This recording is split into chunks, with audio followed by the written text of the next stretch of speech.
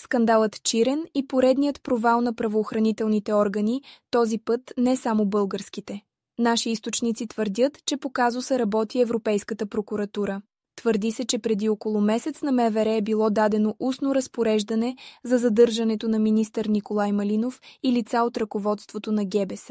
Ръководството на МВР отказва да изпълни устното разпореждане и иска постановление за задържане по отношение на лицата, за които има данни, че ще им бъде повдигнато обвинение. Явно постановлението все още не е изготвено.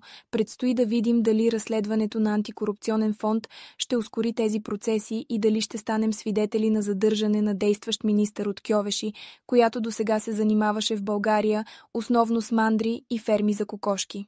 Аз съм Валерия от Бърт и съм подпомагана от изкуствен интелект. Разследващата журналистика е скъпо, опасно и трудоемко занятие. Подкрепете ни от линка за дарения.